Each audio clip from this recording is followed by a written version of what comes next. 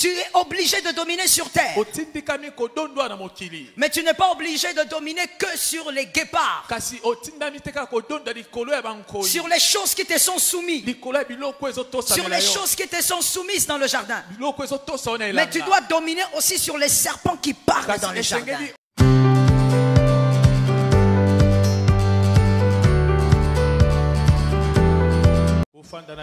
L'une des raisons pour lesquelles Dieu a créé l'homme, c'était pour qu'il domine. Que quelqu'un me dise domine. C'était pour qu'il soit maître.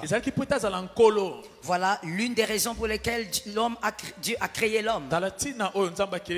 Et lorsque Dieu est en train de prophétiser ici, avant la création, il ne bénit pas que l'homme, mais il est en train de bénir toute une famille. Il est en train de voir toute une famille sortir de la terre. L'homme est cité. Mais n'oublions pas que la femme émane de l'homme. Et les enfants émanent des deux. Et donc en parlant de l'homme, Dieu parle de toute une famille. Il est en train de dire, nous allons créer une famille capable de dominer. Que Jésus te fasse comprendre ce soir que si tu es dans une famille, c'est parce que ta famille a pour destinée la domination. Voilà pourquoi le second Adam, quand il arrive, et lorsqu'on prophétise sur le second Adam dans Ésaïe 9:5, la Bible dit que l'enfant sera né, le fils sera donné, et la domination reposera sur ses épaules. Il est question de domination. Que ce soit avec le premier comme le second Adam, il est question de domination. Que quelqu'un dise à son frère, c'est la domination. Non, sois un peu plus rapide, dis un autre, c'est la domination. Dis à un autre frère, celui-là ne répond pas bien, change. Dis-lui, c'est la domination. Dis à un autre, il est question de dominer. Dis à un autre frère, je suis né pour dominer. Il n'y a aucune famille qui émane de Dieu. Parce que retenons pour la vie qu'il y a trois types de familles. La première famille émane de Dieu. La deuxième famille émane des hommes. C'est-à-dire selon la volonté charnelle des hommes. La troisième famille émane des démons. C'est le type de famille qu'on a vu dans Genèse 6:2. La Bible dit que les fils de Dieu, et là on parlait au fait des esprits impurs qui étaient libérés, qui étaient chassés, ils aimèrent les filles sur terre et ils ont fait des enfants avec. Et la Bible dit clairement, ce sont les géants dont la parole a connu. C'est pour dire qu'il y a trois types de familles. Il y a des familles qui sortent de Dieu, il y a des familles qui émanent de la volonté des hommes, mais il y a des familles aussi qui émanent des démons. Moi je crois en une chose, ta famille émane de Dieu. Ta famille est la volonté de Dieu. Cet amen est bizarre. Est-ce que tu sais que je parle de ta famille? Ta famille sort de Dieu. Je vais te dire quelque chose. Lorsque tu dis un amen face à cette parole, tu es en train aussi de dire que de toutes les manières, ma famille vivra la volonté de Dieu. Ta famille émane de la volonté parfaite de Dieu et elle sort de Dieu. Et lorsqu'une famille sort de Dieu, elle est appelée à dominer. Alors écoute-moi bien mon frère. Voilà pourquoi je t'ai dit tout à l'heure, tu es Adam. Que tu sois femme ou homme, tu es Adam. Ne tue pas Abel. Tu es obligé de dominer sur terre. Mais tu n'es pas obligé de dominer que sur les guépards. Sur les choses qui te sont soumises. Sur les choses qui te sont soumises dans le jardin. Mais tu dois dominer aussi sur les serpents qui parlent dans le jardin. Tu es obligé de dominer sur les serpents qui s'expriment dans le jardin. Adam n'a pas su dominer sur le serpent. Il a dominé sur tout, sauf sur le serpent. Et parce qu'il n'avait pas dominé sur le serpent, Abel, malgré sa révélation, a été tué. Abel ne doit pas mourir. S'il a la révélation, il doit régner. Lorsqu'un précurseur dans une famille ne sait pas dominer, il ne va pas établir. Or, tu es appelé à dominer pour établir les Abel. Tu es appelé à dominer pour établir les Joseph. Il y a toujours un Adam qui doit venir avant un Abel pour dominer afin qu'Abel puisse être établi. Je suis en train de dire à quelqu'un, si Abel a été tué, ce n'est pas parce que Caïn existait. Si Abel a été tué, c'est parce que son père n'a pas pu dominer sur le serpent. Je viens dire à quelqu'un ce soir, au nom de Jésus de Nazareth, toi tu es le Adam qui va dominer dans les jardins et le serpent va se taire parce qu'il y a des Abel dans tes entrailles. Tu n'as pas compris, je vais t'expliquer ça. Un Abel c'est qui? Un Abel c'est celui qui a la révélation de l'autel.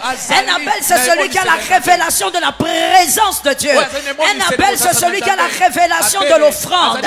Je dis à une âme, toi qui es venu ce soir, tu dans tes entrailles, que quelqu'un dise mes entrailles, que quelqu'un dise mes entrailles, dans tes entrailles, il y a des Abel, des hommes et des femmes qui auront la révélation de l'autel de Dieu, la révélation de la manière de faire de Dieu, la révélation de l'établissement de Dieu.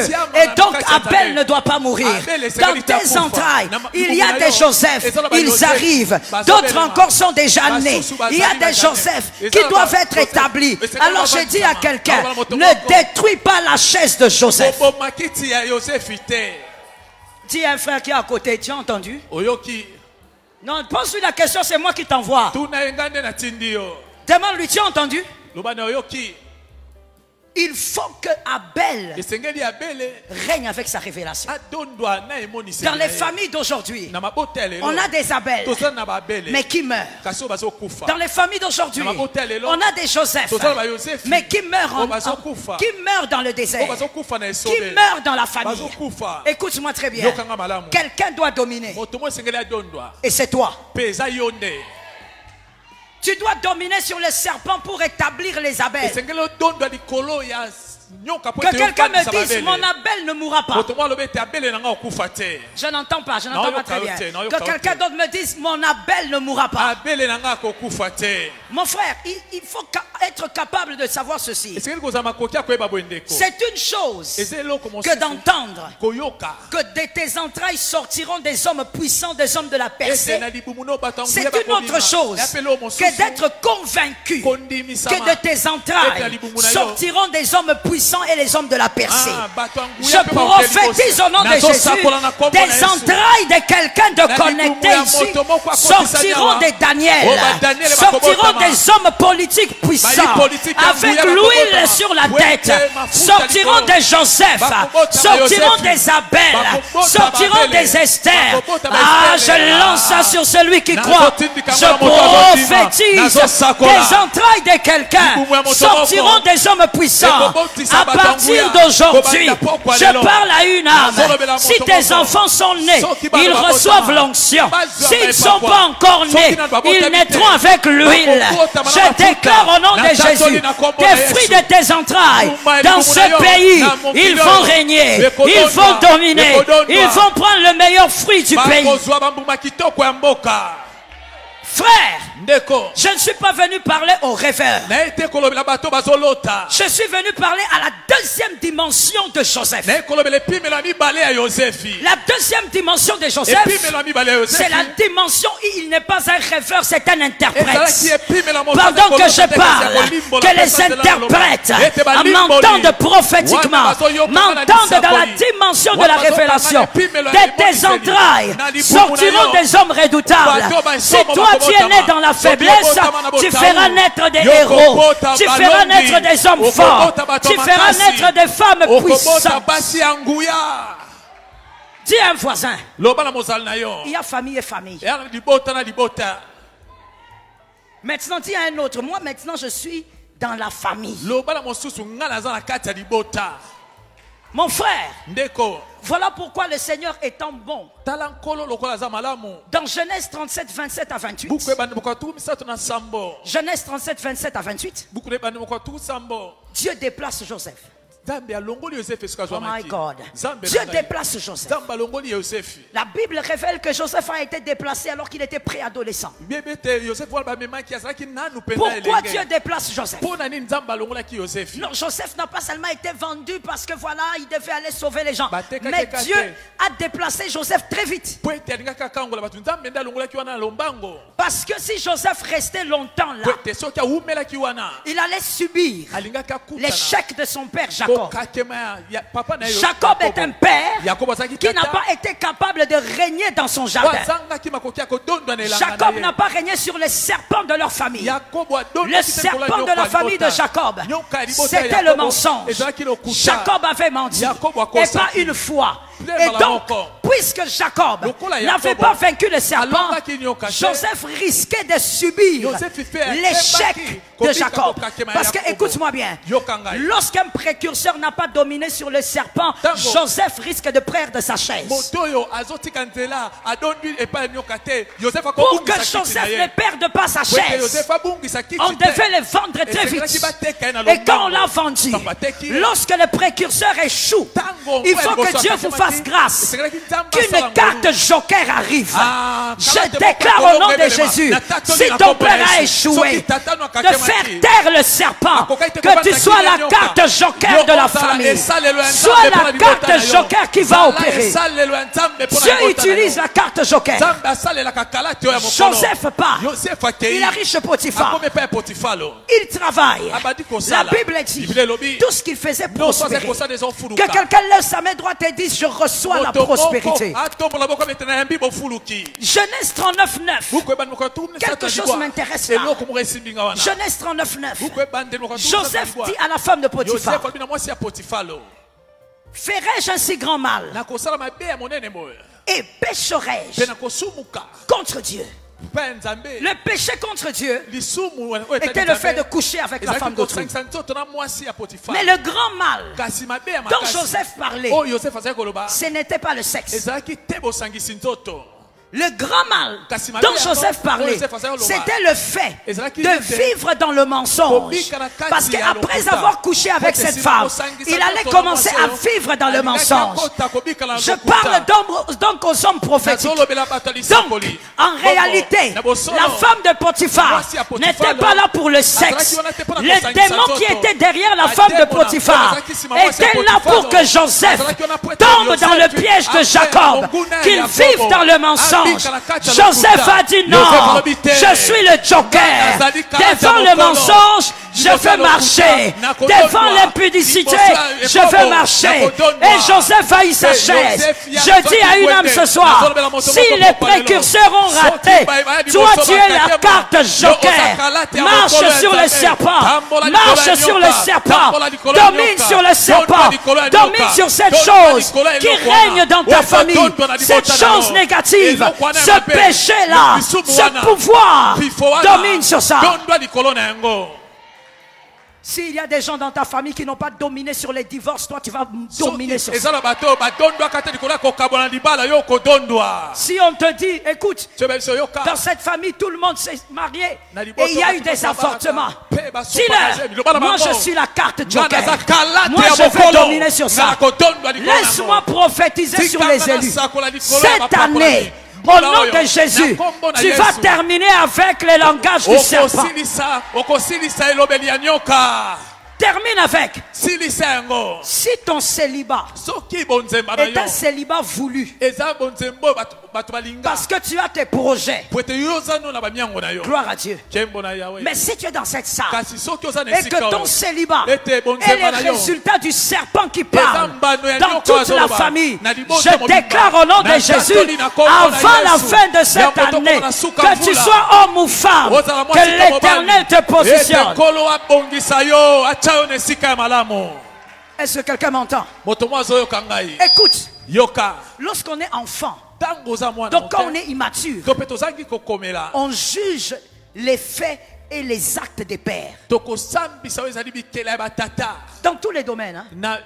Quand vous voyez quelqu'un trop critiquer les pères ou les aînés, c'est un immature. Répète ça. C'est à toi de répéter. Répète encore. Répète encore. Le fils ne juge pas les actes des pères. Il cherche le moyen de faire mieux que le père.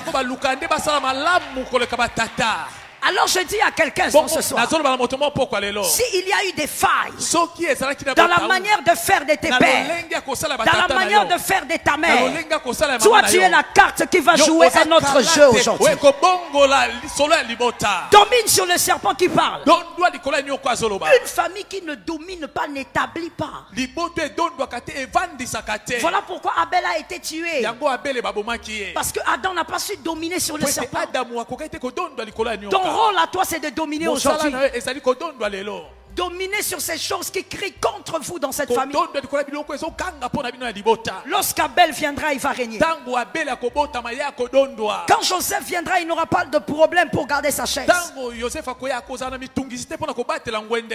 J'ai dit à une personne, nous avons vu aussi quelqu'un parler de cette manière. Dans Jean 19, 26 à 27. Jean 19, 26 à 27. Jésus dit, fils, voici ta mère.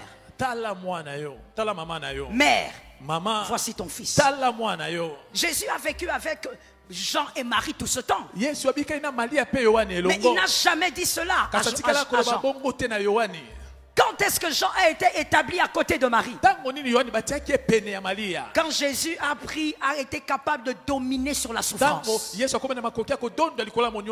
C'est à la croix que Jésus a parlé. Je dis à quelqu'un, avant que tu ne sois à la croix, il y a des choses qu'on ne dit pas. C'est-à-dire tu dois être d'abord capable de dominer sur certaines choses. Jésus a établi Jean à côté de Marie quand il avait dominé sur la souffrance. Il a dominé sur la mort, il t'a donné la vie. Est-ce que tu sais pourquoi on dit que Jésus a le nom au-dessus de tout nom?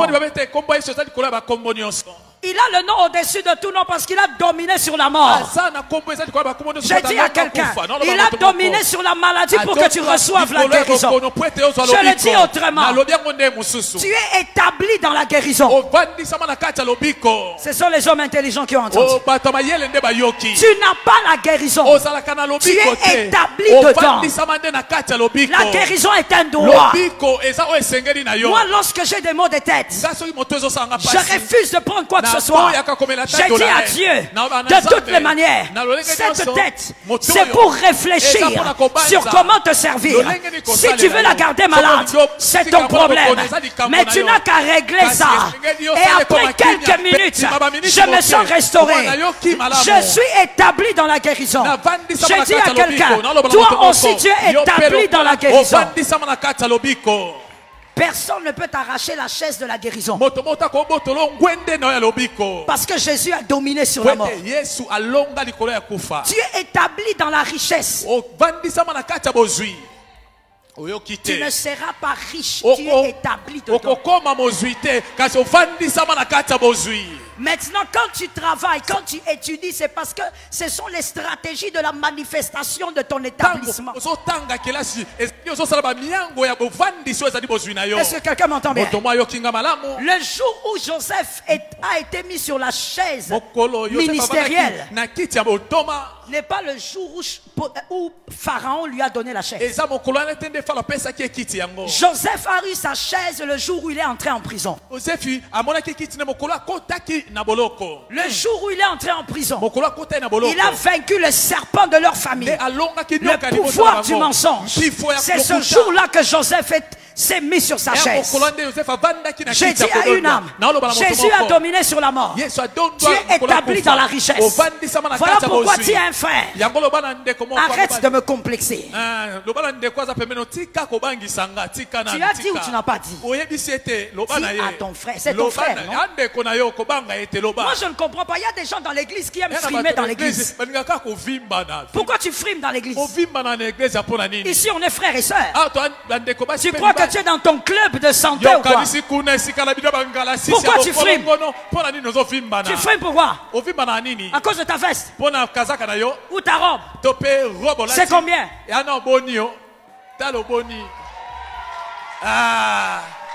La maison de Dieu est le lieu de l'humilité. Nous sommes frères et sœurs en Jésus. Dis à ton frère, ne m'intimide pas. Mon frère, que personne n'est intimide. Celui qui a acheté une voiture, gloire à Dieu, la tienne, tu es déjà établi dedans. Il faut que tu travailles la manifestation. Je peux te poser une question. Je vais le poser rapidement. Mon frère, venez s'il vous plaît. Oui, s'il vous plaît. Répondez-nous rapidement. Avez-vous déjà vu votre pancréas? Oui ou non? Avez-vous déjà vu votre estomac? Avez-vous déjà vu votre cœur? Avez-vous déjà vu vos intestins?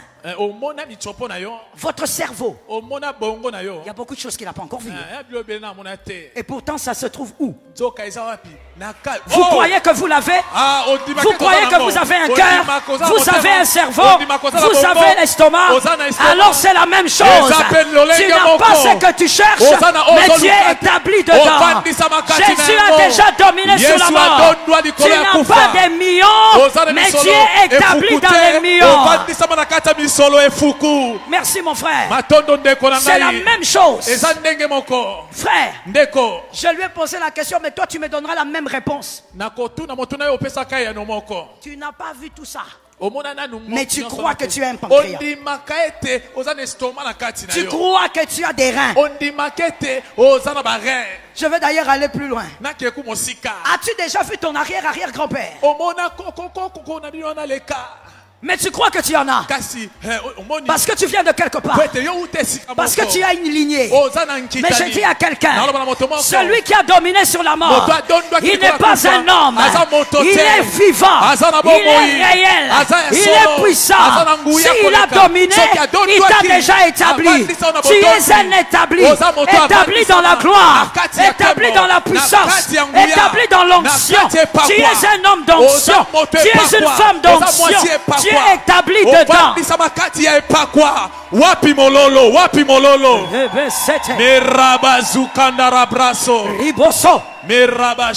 Si Jésus a dominé, c'est ça la famille. C'est pourquoi il est le second Adam. S'il a dominé, c'est pour nous établir. Dans toute famille où il y a quelqu'un qui domine sur les pouvoirs des ténèbres, il établit les Caïn, les Abel, il établit les Joseph. Dans ta famille, à partir de toi, une autre saison doit commencer. J'étais en train de dire c'est une autre saison qui doit commencer. La saison de ceux qui dominent. Il y a des péchés qui doivent se taire dans ta famille. Non, tout le monde est polygame, ça doit s'arrêter. Tout le monde est adultère, ça doit s'arrêter. Il y a des gens qui doivent se placer. Je crois en une chose.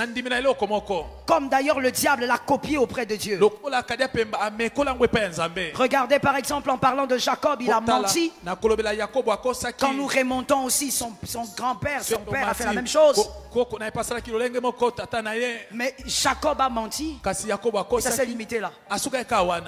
Mais Joseph, le mensonge s'est habillé en forme de femme.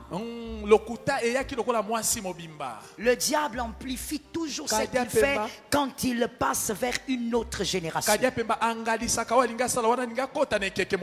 Lorsque le diable quitte du père vers le fils, il amplifie le mal. J'ai dit à une personne, même si le mal a été amplifié dans ta saison, tu es la carte qui doit faire taire le serpent. Et il y a aussi une autre facette des choses. Autant le diable amplifie le mal, Dieu est celui qui a commencé la chose. Dieu, il amplifie le bien. Plus les années passent, Dieu amplifie le bien. J'ai dit à quelqu'un ceci, l'onction d'Abraham n'a pas été l'onction de Joseph. Come on. Something strange is coming. L'onction d'Abraham n'a pas été l'onction de Joseph. Est-ce que tu sais ce qui avait fait à ce que les conseillers de Pharaon soient incapables d'interpréter? Les vieux conseillers qui ont fait des années autour du roi, ils ont écouté le songe, l'interprétation ne vient pas. L'onction de Joseph, un homme qui était dans la prison, c'est son onction qui avait créé la cécité. Dans la révélation de ces hommes-là, cet homme était en prison, mais son onction planait sur le palais. Ah, je déclare au nom de Jésus, ton onction sera plus grande que l'onction de tes pères. Ton onction sera plus grande que l'onction de ceux qui t'ont précédé. L'onction de Joseph planait sur le palais. Au point où les magiciens étaient sans forme. Pas de révélation. Celui qui venait lui donner quelques révélations mensongères ne pouvait même plus avancer. Je parle au prophète dans cette salle. Et je dis ceci. Il est temps. Il est temps. Il est temps. Tu attends la suite, entends d'abord la première partie. Il est temps. Il est temps que dans ta famille, pas seulement la famille restreinte, même la famille élargie, que l'onction que tu reçois ici plane sur toute la famille, que ça fasse taire les sorciers, que ça fasse taire les hommes méchants, que ceux qui complotent contre la famille la nuit, qu'ils soient incapables d'opérer à cause de l'onction qui plane sur la famille. Non, tu n'as pas compris. Parce qu'il faut sortir des mauvaises habitudes. Je n'ai pas dit l'onction de ton pasteur. Je parle de tout. Quand le voile a été déchiré là, tout le monde a droit maintenant d'entrer et de prendre sa portion. J'ai dit à une personne, pas l'onction de l'ancien, pas l'onction du diacre. Ton onction doit planer sur toute ta famille. Il faut qu'on sache dans ta famille qu'il y a quelqu'un quelque part qui habite quelque part. Son onction dérange. Que ton onction cette année dérange le monde des ténèbres. Est-ce que quelqu'un m'entend? Jésus est admirable. Étant avec les disciples, mais il leur dit, je vous ai donné le pouvoir. Plus que jamais, mon frère, tu dois marcher sur tout le pouvoir occulte qui parle dans ta famille. Jésus n'a pas dit on va marcher. Je t'ai donné le pouvoir. Je vous ai donné le pouvoir. Marchez sur le serpent. Marchez sur le scorpion. Sur toute la puissance de l'ennemi. Mais Jésus ne va pas marcher. Jésus ne va pas marcher. Ces rings ne le correspondent pas.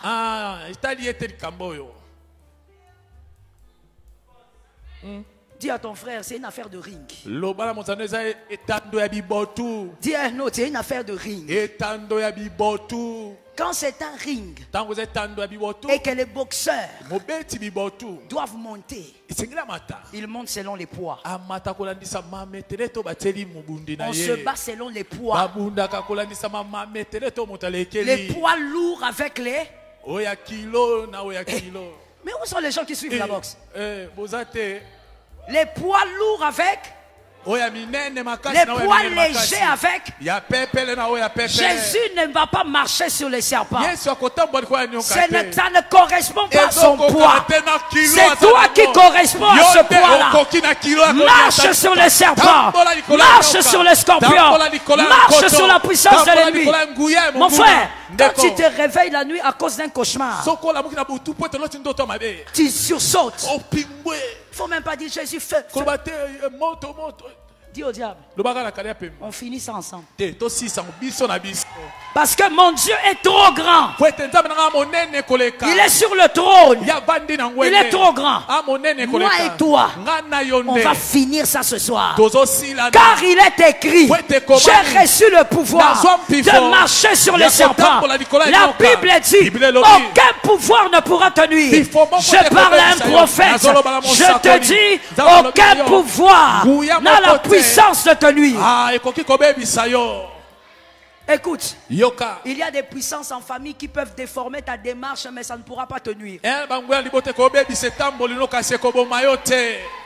Répétez ça. Très bon. Toi, tu as compris. Tu as l'onction des prophètes. J'ai dit ceci. On peut frapper Jacob à l'emboîture. Il change de démarche, mais il reste le fils de l'alliance, le fils de la promesse. Je dis à une âme, peut-être qu'on a changé ta démarche par la pauvreté, par la maladie ou par autre chose, mais toi tu restes le fils de la promesse. Comme tu es le fils de la promesse, tu vivras en Canaan. La famille va dominer. Tu vas dominer. Non, cette année-là, ce ne sont pas des blagues. Ce ne sont pas des slogans. Tu dois dominer. Parce que Abel ne doit pas perdre sa chaise. Joseph ne doit pas perdre sa place. Dans tes entrailles, tu auras des médecins puissants remplis d'onction. Où sont les parents de ces gens-là? C'est un culte de famille. Dans tes entrailles, tu auras des architectes remplis d'onction. Dans tes entrailles, tu auras des magistrats qui parlent en langue. Dans tes entrailles, tu auras des professeurs d'université qui parlent en langue. Est-ce que je parle à quelqu'un ici? Dans tes entrailles, tu feras naître des députés. Tu feras naître des ministres. Tu feras naître des hommes redoutables. Alors je dis à quelqu'un, ne les fais pas rater leur chaise. Domine sur les serpents. La chaise ne partira pas. Mon frère, donne-moi ta chaise. Donne papa, donne papa. Je sens la foi chez toi, donne-moi la chaise. Je vais la mettre ici pour que tout le monde voie. J'ai dit à une personne, là, ce sont tes fils et tes filles redoutables. Ils vont se mettre là. Quelque part au sommet. Ah mon Dieu. Qui sait que lorsqu'on lance une parole prophétique, elle reste dans le temps? Et ça reste dans le temps jusqu'à l'accomplissement de la parole. Ça c'est la chaise de ton fils. C'est la chaise de ta fille. Quelque part au sommet, elle va s'asseoir. J'ai dit à une personne, la chaise que Dieu a mis en famille ne quitte pas la famille. Ça reste en famille. Ça va vieillir en famille. Ça va s'amplifier en famille. La chaise de famille ne quitte pas la famille. Que quelqu'un lève la main droite et dise, c'est ma chaise. Oui. Si c'est la chaise de ton fils, c'est que c'est ta chaise. Si c'est la chaise de ta fille, c'est que c'est ta chaise. Si tu domines sur le serpent, Abel sera quelqu'un de... Caïn sera quelqu'un de bien. Caïn est devenu le meurtrier parce que Adam avait raté quelque chose. Je déclare, je ne sais pas combien d'enfants tu feras ou combien d'enfants tu as. Si tu en auras 15, 24 ou 30, c'est ta force. Mais moi je dis, de l'enfant qui sera alpha jusqu'à l'enfant qui sera oméga, que personne ne manque sa chaise. Toi tu vas régner sur le serpent. Et les Abel vont s'installer. Les Abel vont établir l'autel. Les Abel vont faire à ce que dans ta famille le feu de Dieu reste toujours permanent. Je dis quelque chose chose et je te dis ça bien, écoute. Les Abel feront à ce que dans ta famille il y ait des liens de bénédiction. Ça touche à un, ça va toucher à tout le monde. J'ai dit ceci, dans la famille, lorsqu'il y a un likonzi, comme on dit, c'est ça, hein? C'est une malédiction. Je te réchoque. Lorsqu'il y a les fameux likonzi, c'est une malédiction.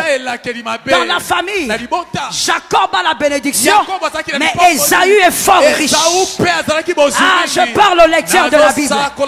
Jacob avait pris la bénédiction. Ésaü dit à son père, bénis-moi. Le père dit, je voudrais que les aigles m'entendent bien. Le père dit, Ésaü, ton frère a tout pris. Je n'ai rien. Il dit, papa, donne-moi même un peu. Il dit, fils, je n'ai plus rien. Tout ce qu'il avait libéré n'était pas des bénédictions. Lisez-les bien. Mais des années plus tard, quand Jacob apprend que son frère arrive, Jacob est terrorisé. Pas à cause du passé, mais parce que Jacob, il savait que son frère était devenu puissant et riche. Comment c'est lui qui n'avait rien reçu est devenu puissant et riche? Il dit à Jacob, je n'ai pas besoin de ton argent. Dieu m'a rendu puissant. Je dis à une âme, lorsqu'on est fils d'Isaac, Jacob et Ésaü, tous les deux, chacun doit être riche à sa manière. Je parle à ta famille. Dans ta famille, au nom de Jésus, par l'onction que tu reçois, il faut qu'il y ait plusieurs qui percent. Plusieurs doivent aller de l'avant. Le lien de la bénédiction doit s'attacher à ta famille. Il faut que les hommes regardent votre famille et disent, dans cette famille, comment tout le monde va bien? Comment tout le monde est béni? Comment tout le monde va de l'avant? Comment tout le monde a étudié? Comment ils ont tous des grands diplômes? Ça tombe sur la tête de quelqu'un. Le lien de la bénédiction, c'est aussi pour toi. Je finis en disant, tu es un Adam pour un Abel. Tu es un Jacob pour un Joseph. Toi, ne laisse pas Joseph se battre seul. Termine ça. Termine ça. Parce que Joseph va se battre seul. Mais écoute, au milieu des 12, un seul s'est battu. Les 10 autres sont tombés dans le mensonge. Tous les 10, eux aussi sont tombés dans le piège de Jacob. Toi, tu feras taire le serpent à partir de cette saison. L'impudicité là qui a attrapé toute la famille. Et même si tu étais tombé hier, c'est pourquoi Jésus m'envoie aujourd'hui. Tu vas arrêter avec ça. Tu n'es pas un pécheur. Tu ne vis pas dans le péché. Tu ne vis pas dans la saleté. Donne-moi un amen. Tu n'es pas un pécheur. Tu ne peux pas vivre parce qu'un pécheur, c'est celui qui pratique le péché. Toi, tu dois marcher sur le serpent. Tu es un Adam pour un Abel. Laisse-moi finir en disant, Naomi doit dominer sur la honte pour permettre à Ruth de s'établir. Écoute-moi. Quand tu domineras sur le serpent qui parle dans votre famille, il n'y aura pas que ta famille que tu vas bénir. Il y a d'autres gens que Dieu a mis à côté de toi que tu vas établir. Je croyais que je parlais aux élus qui étaient dans cette salle. Je te dis une chose. Regarde derrière toi. Tu as regardé? Derrière toi, il n'y a pas que ces choses matérielles. Derrière toi, il y a des hommes que tu ne connais pas encore, mais qui sont appelés à être bénis par ta vie. Il y a des gens que tu béniras en Asie. Je suis en train de prophétiser. Oui, oui, ça se passe toujours simplement. Mais après quelques mois, la manifestation va se voir. Tu béniras des gens en Europe. Tu béniras des gens en Afrique. Tu béniras des gens aux Amériques. Tu béniras des gens dans le monde entier. Alors, domine sur le serpent qui parle. Même si tu es tombé 7 fois, que le serpent ne te trompe pas. Relève-toi. Même si tu as commis les mêmes erreurs que tes précurseurs ont eu à commettre, que le serpent ne te trompe pas. Relève-toi. Je veux montrer quelque chose. Et que Dieu m'aide à finir. Hein? Que Dieu m'aide. Cette fois-là, c'est vous. Venez, mon frère. Non, soyez là-bas. Là-bas, c'est mieux. Montez vers là, s'il vous plaît. Oui. Maintenant, regardez en face de vous. Regardez là. Avancez d'un pas. Non, devant. Ok. Agenouillez-vous. D'un pas, voilà. Comme ça. La première chute. D'accord? Relevez-vous. Avancez, faites la même chose. La deuxième chute. Ça, c'est vous. Regardez comment le juste tombe. Troisième fois. Avancez. Tombez. Le juste, quand on dit qu'il tombe 7 fois, en fait, il ne tombe pas au même endroit.